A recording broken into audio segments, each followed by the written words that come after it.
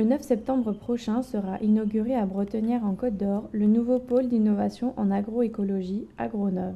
Constitué d'un centre de recherche et d'expérimentation, d'une structure de formation et d'une pépinière d'entreprise, l'ambition de ce pôle est de devenir un centre d'expertise à portée nationale au sein duquel soient représentés les acteurs de l'agroécologie, une discipline émergente au service de l'innovation agricole. L'agroécologie, c'est une discipline qui est née dans la première partie du XXe siècle, avec l'ambition de croiser l'agronomie et l'écologie.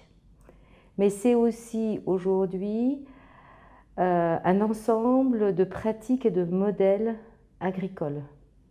C'est pour ça qu'on a tendance à dire maintenant qu'il n'y a pas une agroécologie, mais plusieurs agroécologies. La discipline agroécologique, elle cherche à considérer que ces écosystèmes culturaux complexes doivent s'intégrer dans un univers vivant diversifié, prenant en compte les exigences du sol, de l'air et de l'eau. L'hôtel d'entreprise se propose d'accueillir et d'accompagner les porteurs de projets. L'objectif étant de valoriser les initiatives locales de terrain, ses acteurs et de faire naître de nouvelles idées. En lien avec la station expérimentale de l'INRA du domaine des Poisses, on se base sur 150 hectares dédiés au développement d'une agriculture durable et respectueuse de l'environnement.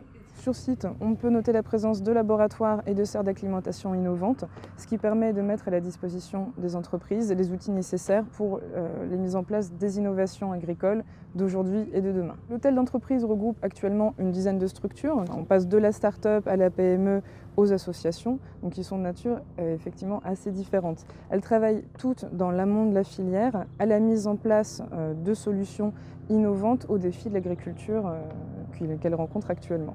Aide à la construction du projet, mise à disposition de locaux à loyer modéré et promotion des startups, Agronov se veut un accélérateur de l'innovation agricole. Parmi les entreprises installées, Innoplan travaille sur la production de plants à haute valeur ajoutée, à destination notamment des producteurs de fruits. Les plants sont à haute valeur ajoutée, soit parce que ce sont des variétés intéressantes, soit de par leur méthode de production, comme la culture in vitro qui favorise la production de plants sains, indemnes de maladies, soit parce qu'ils sont inoculés avec des micro-organismes bénéfiques. Au niveau agroécologie, l'objectif est de favoriser la biodiversité végétale et l'activité biologique du sol, comme la microfaune ou les micro-organismes. Les recherches et les travaux menés en agroécologie démontrent qu'il est tout à fait possible de maintenir des rendements au moins égaux à l'agriculture conventionnelle avec des pratiques qui génèrent une faible empreinte environnementale. Le développement de la filière agroalimentaire en Bourgogne-Franche-Comté,